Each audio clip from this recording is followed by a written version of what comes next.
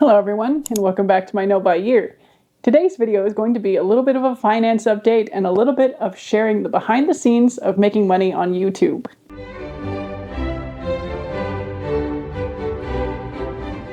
And now with the microphone. Sorry, it was in my lab for that intro, so it might have not been that great. So I've actually tried to film this video twice previously. It just didn't seem to come easily to talk about finances.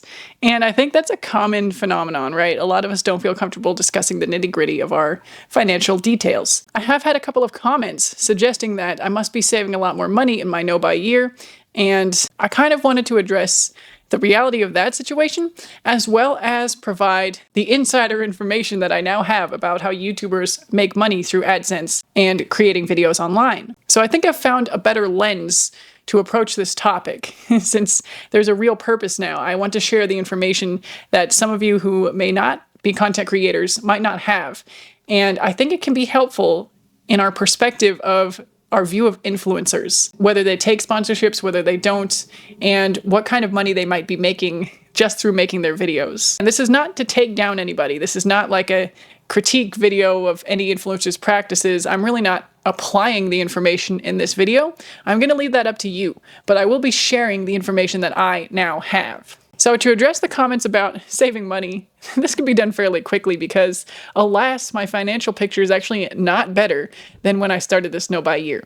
And it's not because of the Know by, obviously. In fact, it would be a lot worse had I not started a Know by Year. And I would perhaps even be in debt just because of the things that have come up this year. From things like my apicocectomy, which I vlogged, unexpected medical expenses, we had an insurance issue and we could not resolve it, so we ended up having to pay a large medical bill. And then just things that have come up around the house. We're kind of new homeowners, so just expensive repairs keep on coming up. And we're fortunate enough to make enough money to be able to withstand these financial blows. But we're not making enough money where we can still save and go through these things.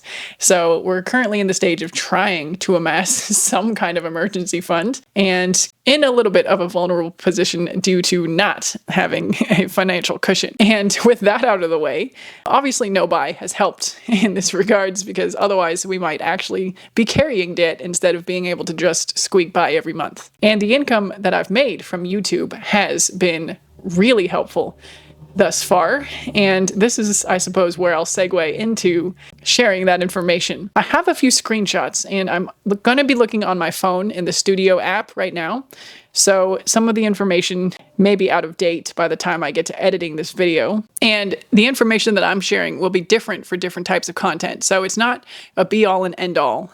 And it's obviously not going to be comprehensive either. I only have one channel and one content niche and one type of video, and that's all I can really speak about. So when I go to my homepage, my dashboard, if you will, of my YouTube Studio app, my analytics overview says that I had 100,000.3 views in the last 28 days with an estimated revenue of $507.17. So this would suggest that for every 100,000 views, roughly, it equates to roughly $500. And this is a fluctuating metric, right? This is not perfect by any means.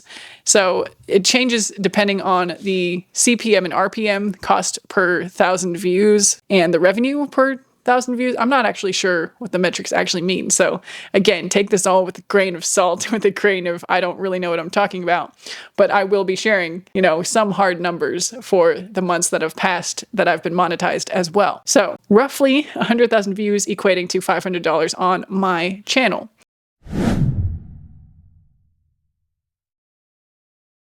What this makes me think right off the bat is that the larger channels that often claim that they have to do sponsorships and brand deals to stay afloat will sometimes be pulling in 1 million views on a video easily. Or, at the very least, 100,000 views, 200,000 views, multiple hundreds of thousands of views on a video. And if they're getting approximately $500 per 100,000 views, then each video might equate to $500 or more. And in my case, I got 100,000 views in the last 28 days over having an average of 4 videos a week, and sometimes more, not less. So, if you go to average that out per video for me, that averages out to $31 a video. And I can tell you based on my metrics, looking at it again, that I don't make $31 per video. I have a couple of outliers that have made a couple of $100, and most of my videos will make less than $20. So let me pull up my content and the corresponding revenue, and you can see what I mean. So today, this day of filming, for my $501.74, my top earning videos were the Polen video at $36.77, one of my Fashion Week videos, $28.36, and the Minimalist Rules video at $26.90. And, you know, the list goes on. And then the bulk of the income on my channel all time has just been off of my Everything I Was Influenced to Buy video, which currently has 72,500 views, which is my most viewed video of all time. And it's also possibly my longest video, with a total revenue of $369.61 for that one video. Now, if I go to my more recent videos, I'm not sure that the revenue details will be up to date on my newest ones, just because it takes a while to populate in the app. And I'm actually still learning how to navigate the app because I'm not really being strategic. So if I go to the shopping for Halloween video, for example, it says it has about 2,000 views and the estimated revenue is $9.12. And likewise, the video before that has 1.4 thousand views, 1,400, and a revenue of $6. Remember the video about how to succeed on a no-buy has 2,900 views with a revenue of $12.42. In most cases, the revenue that a video earns is not nearly enough to cover the labor of time that a video takes to make. And I'm not trying to make money with this venture as a first, primary goal. The primary goal is to change my life and my habits.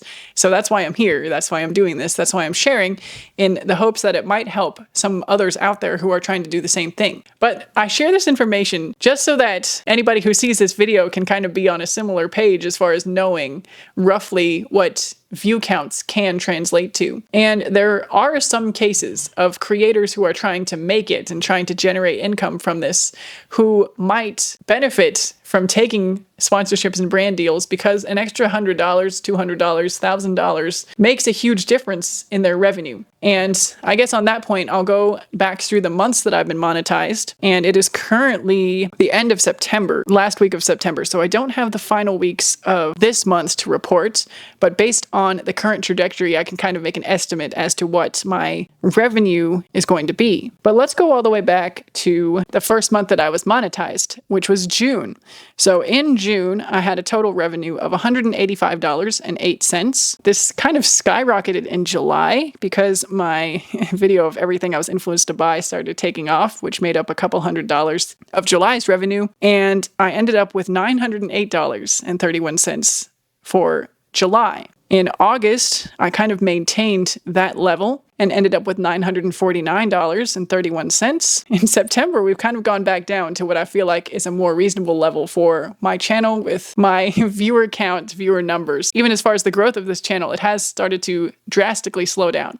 So I had 2 months of rapid growth, and now I think it's kind of leveled out. So far in September, without the final week, we're at $345. And I would estimate that my level of influencing here on this channel is going to end up at somewhere between $400 and $500. I would estimate closer to $400, $100 a week for the 4 videos that I put out. And again, it's not just based on the 4 videos that come out, but it's based on the whole archive of content on my channel, and people viewing kind of the more popular videos in greater proportion to the everyday kind of updates.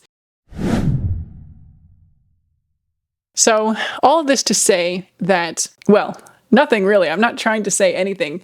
I'm just trying to share information because I think this perspective is one that I definitely didn't have. And I'm kind of 2 minds about this because it does give me a window into, if I had quit my job and I was trying to make this my full-time job. First of all, I would have to target my content a lot more strategically. I would have to look at the videos that perform better and try to make more like those, which would make my content more of the same. And I don't really want to do that right now. It's not impossible that eventually I will want to get more compensation for the time I put in here, or I might not have the time to put in here anymore. So I'm not at that stage yet, but the day may come where I have to be slightly more strategic, or maybe make less content if I choose not to be strategic. And being strategic about it, trying to cater to the algorithms or to what gets the views, has no appeal to me right now. So we'll see how that goes in the future. We'll see if that changes. So I guess in some ways I have more empathy for smaller creators, or creators who are getting lower views, taking more sponsorships or trying to create more opportunities to get that revenue. But also in some ways, I now have less sympathy for huge creators who take sponsorships and brand deals. And I don't really know if that's a justified feeling or not, because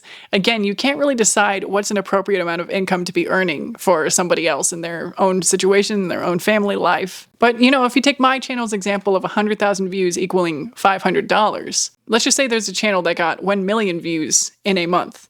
And that's very possible for these larger channels. If they do 4 videos a month and they get 250,000 views on each of those 4, that's 1 million views right there. And they could even be earning a higher amount per 1,000 views than I do. They might earn a lower amount as well. But let's just say, for the purpose of this experiment, that my CPM or RPM or whatever per 1,000 views is average. And it may or may not be. I don't really have that information right now. But let's just say that it is.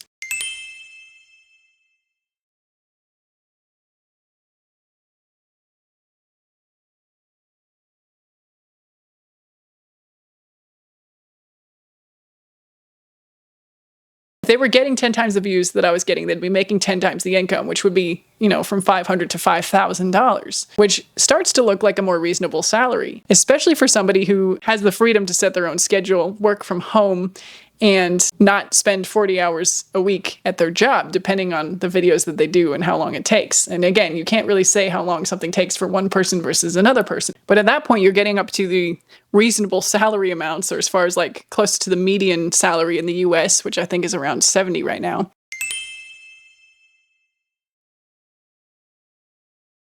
It becomes a salary of $60,000 a year if you get $5,000 of revenue just from AdSense a month. The tricky thing here is that it's not always going to be stable. There will be some months that you get more views than that, and some months that you get less. Such is the nature of a lot of freelance work, right? Where you don't have a regular reporting hours into your job. You're not paid per the time.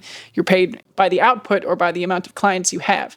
So that's the other tricky thing about influencing as a job, is just the lack of stability and where the brand deals can come in to create more stability. The point that keeps coming up for me, though, is that influencing is not really a mainstream job. And because of the lack of stability in some ways, I don't necessarily think we should advocate for it to become a job that people aspire to do. And perhaps more than the lack of stability, it's actually considering the value that influencing contributes to society is the greater issue in my mind, right? It's not just how much pay you can make as an individual, but what is your job doing for the needs of society? Is there any positive in what we are creating as influencers online? And amidst all of this financial information, I actually think that that's maybe the bigger question. Removed from the numbers, is the type of influencing that a creator is doing a positive or a negative? And in some ways, it almost doesn't matter how much they're paid for it. Although, obviously, I would like the positive impact influencers to be paid a lot more so that they can do that work more, so that we can have more of that on these platforms to combat the over-consumerist examples that we see so often promoted and the ads that fund these platforms. So I almost think that because these social media platforms are run on advertisements, we almost have a duty, a civic duty, to combat the ads that we see as a payment for using the platform with the content we make. And that's kind of what I'm here to do. So I guess I don't really have a thesis for this video or something that I want you to walk away with other than some more thoughts. And it's really not supposed to be personal either. I don't necessarily want you to leave thinking, oh, wow, she made $900 for 2 months and now she's down to 400, starting from 185 and then going up to 900 and going down to 4. Where's this channel going to end? If I have a channel that gets 8,000 subscribers or whatever this channel is at right now, am I going to make that much money? Or, it's not even supposed to convey that, although that is kind of the information that I'm dealing with and that I have. It'll be interesting also to see if there's any bump in revenue over the Christmas holiday season. I've heard that that's why so many creators do Vlogmas, because of the ad revenue. I also intend to do an anti-consumerist Vlogmas, not really showing my daily life, but talking about how to combat the urges to buy things, the over-purchasing that often happens around the holidays, and the shape and function of gifting in our society, in our own lives, within our families. So stay tuned for those conversations if you're interested, if you think those might be helpful. And I think I'll just wrap this video up here on this kind of note of uncertainty.